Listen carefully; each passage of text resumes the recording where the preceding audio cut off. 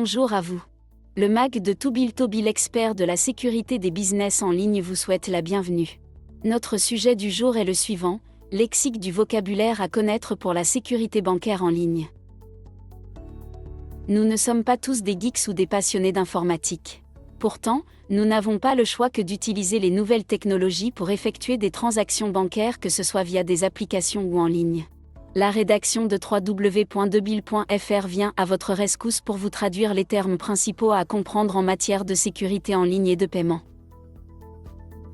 HTTPS, c'est l'acronyme de Hypertext Transfer Protocol Secure ou protocole de transfert hypertexte sécurisé. Le HTTP positionné au début d'une URL atteste que le site internet est sécurisé.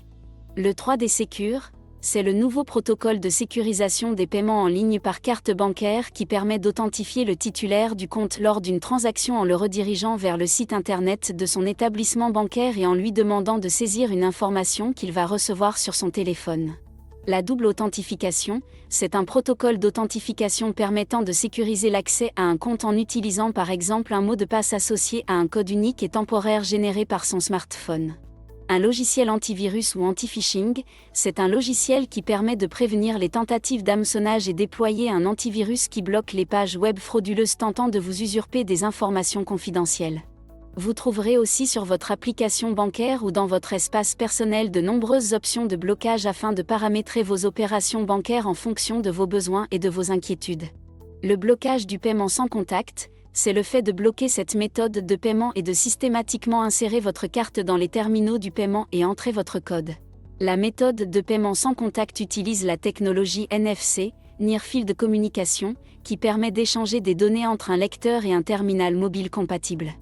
Le blocage du paiement en ligne, c'est la possibilité de bloquer l'intégralité des paiements par carte bancaire depuis son espace client personnel en ligne ou son application mobile bancaire.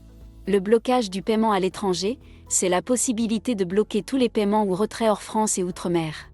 Le blocage du paiement mobile, c'est la possibilité de bloquer les paiements via une application de paiement mobile. Le blocage de carte temporaire, c'est la possibilité de bloquer provisoirement sa carte bancaire, par exemple pour vous donner le temps de retrouver votre carte bancaire perdue et éviter les frais d'une opposition plus création d'une nouvelle carte. La mise en opposition de carte bancaire, c'est la possibilité de bloquer totalement l'usage de votre carte bancaire en cas de perte, vol ou utilisation frauduleuse. L'opposition sur carte bancaire entraîne la fabrication d'une nouvelle carte. La modification du code PIN, c'est la possibilité de modifier le code de votre carte bancaire depuis votre espace personnel.